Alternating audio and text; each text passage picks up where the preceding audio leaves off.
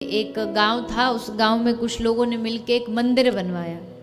सब लोगों ने सोचा इस मंदिर में, गांव में मंदिर था ही नहीं, तो सब लोगों ने पैसा इकट्ठा किया, आसपास से क्षेत्र से सबने मंदिर बनवा दिया। अब मंदिर बन गया, मंदिर में सब लोगों ने वहां भगवान कृष्ण की, राधा कृष्ण की एक मूर्ति लगा दी। अब मूर्ति तो लगा दी राधा कृष्ण की, कुछ लोग आ भी रहे हैं, धीरे धीरे मंदिर में आना शुरू कर रहे हैं। पर जब पता चला तो देखा कि केवल जो राधा कृष्ण को मानने वाले लोग हैं वही मंदिर में आ रहे। राम जी वाले नाराज हुए बैठे कि हमारे राम जी नहीं तो हम काहे को आए, पहले हमारे राम जी आएंगे फिर हम आएंगे। तो तुरंत फिर मंदिर परिषद के लोगों ने मीटिंग बिठाई, बोले भैया ये तो गलत हो गया, कृष्ण वाले आ गए, राम जी वाले रूठ गए, राम जी वालों को कैसे मनाएं। तो किसी ने सुझाव दिया एक काम करो, यहाँ से भगवान कृष्ण की मूर्ति हटा के राम जी की लगा दो, तो राम जी वाले फिर बेचारे जो नाराज हुए बैठे ठीक हो जाएंगे। हाँ बढ़िया आइडिया है। तो भगवान कृष्ण की मूर्ति हटा के राम दरबार लगा दिया। राम जी वाले खुश हो गए, पर राम जी वाले तो खुश हो गए, पर अब कन्हैया जी वाले नाराज हो गए। अब हमारे भगवान नहीं तो अब हम नहीं जाएंगे। फिर मीटिंग बिठाई गई, बोल भैया अब क्या करें। तो किसी चतुर ने सुझाव दिया एक काम करो, ये दोनों का ही झगड़ा खत्म कर देते हैं, राम जी भी हटा देते हैं, कन्हैया जी भी हटा देते, भगवान शंकर शिवालय बना देते।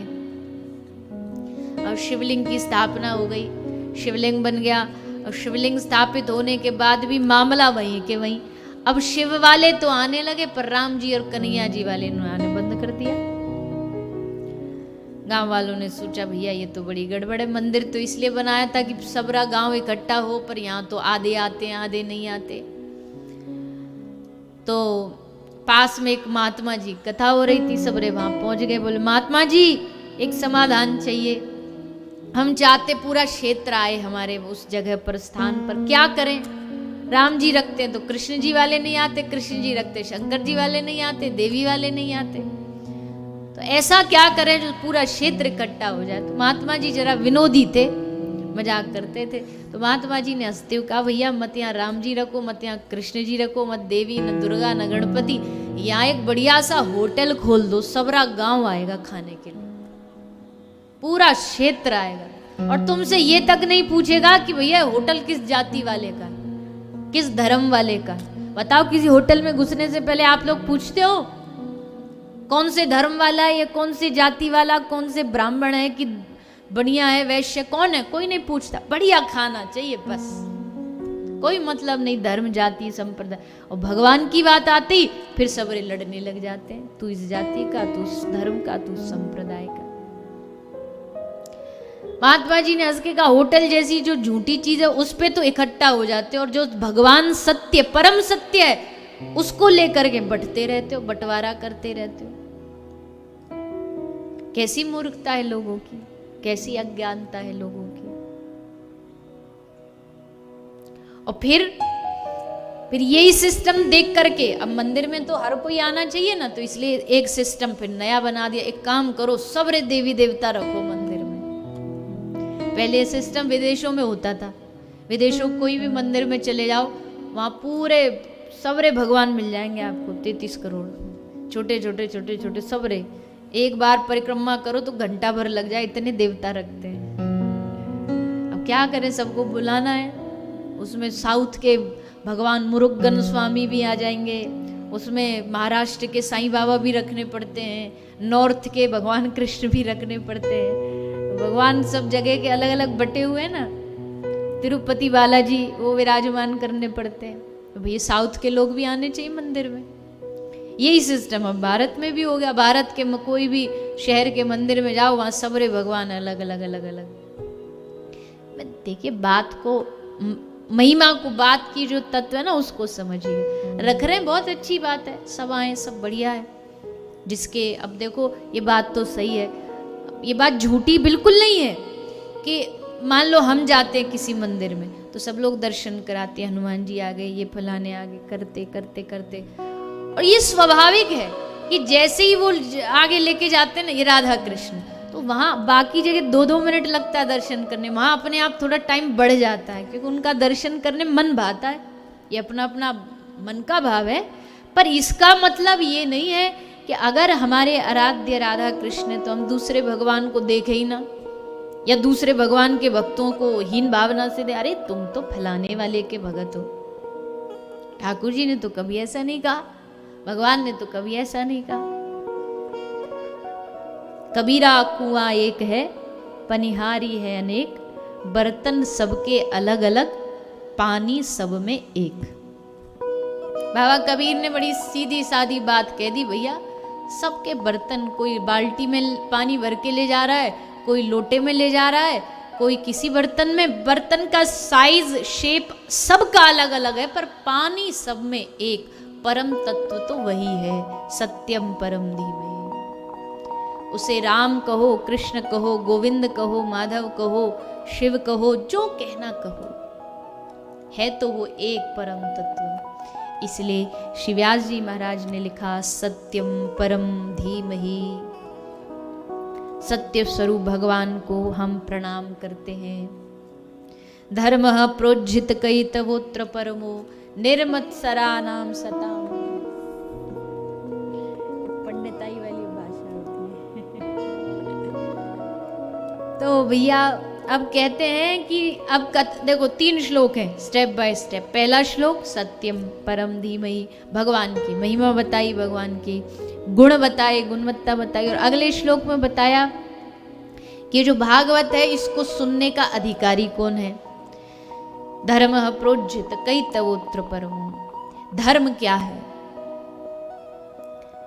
निर्मत्सरता के द्वारा कथा। और फिर आगे कहा कि जब तुम कथा सुनोगे तो उससे फल जानते हो क्या मिलेगा। कथा सुनने से भगवान आपके हृदय में आकर के अवरुद्ध हो जाएंगे। अवरुद्ध थे, आपके हृदय में आके, अवरुद्ध का मतलब समझते हो क्या होता है? नहीं समझते ना। सुखदेव जी, व्यास जी ये भी कह सकते थे कि भगवान हृदय में आके बैठ जाएंगे, पर व्यास जी ने कहा नहीं नहीं, बैठेंगे नहीं, अवरुद्ध हो जाएंगे। मतलब बैठने और अवरुद्ध होने में क्या अंतर है? ले इतना ही अंतर है जितना अभी आप बैठे हो। कथा में अभी आप लोग बैठे हो, इसको कहते बैठना। बैठने का मतलब ये है कि आपका मन किया उठ के जाना तो उठ के जा सकते हो, पानी पीने जाना है, शौच जाना तो उठ के जा सकते हो, आपकी अपनी मर्जी है क्योंकि आप बैठे हो। पर अवरुद्ध किसको कहते हैं? अब तुम 3री 4थी मंजिल पे बैठे हो, अब यहाँ लिफ्ट कर दी जाए बंद, सीढ़ियों का लगा दिया जाए ताला, अब उतर के दिखाओ, अब कथा से हट के दिखाओ। अब क्या हो गए? अब हो गए अवरुद्ध। अब बैठे नहीं हो, अब आपकी मर्जी नहीं है। अब जब गोयल साहब ताला खोलेंगे तभी खोलेगा और तभी नीचे उतरोगे, नहीं तो यहीं बंधे बैठे रहोगे। तो बैठना और अवरुद्ध होने में ये फर्क है। एक जेल में कैदी भी होता है और एक जेलर भी होता है, पर जेलर अवरुद्ध नहीं है, अपनी मर्जी से आ जा सकता, पर कैदी नहीं जा सकता क्योंकि वो अवरुद्ध है, वो बंधा हुआ है, उसकी अपनी कोई मर्जी नहीं। ठीक वैसे ही जब आप कथा सुनोगे तो भगवान आपके हृदय में आके, व्यास जी कह रहे बैठेंगे नहीं, अवरुद्ध हो जाएंगे, कैद हो जाएंगे। अब भगवान की भी मर्जी नहीं चलेगी, वो चाहे कि अब हम इसके हृदय से जाना चाहें तो भी नहीं। व्यास जी कह रहे हैं ठाकुर जी आपके हृदय में आके बंध जाएंगे, कैद हो जाएंगे, अवरुद्ध हो जाएंगे। अब उनको जैसे रखना वो आपकी मर्जी, अपनी मर्जी से आएंगे जाएंगे नहीं वो। कथा से अब वो आपके हृदय में बैठ गए, अवरुद्ध हो गए। तो कथा भगवान को भी हमारे हृदय में कैद करने की सामर्थ्य रखती है। अवरुद्धते। तो ये तो भागवत की दूसरा श्लोक, और भागवत के दूसरे श्लोक में भगवान के जो भागवत है उसकी महिमा कौन श्रवण कर सकता। फिर तीसरे श्लोक में कहा, निगम कल्पतरोर गलितम फलम शुकमुखाद अमृत द्रव्य संयुतम पिबद भागवतम रसमालयम मुहुरहो रसिका भुवि भावुका।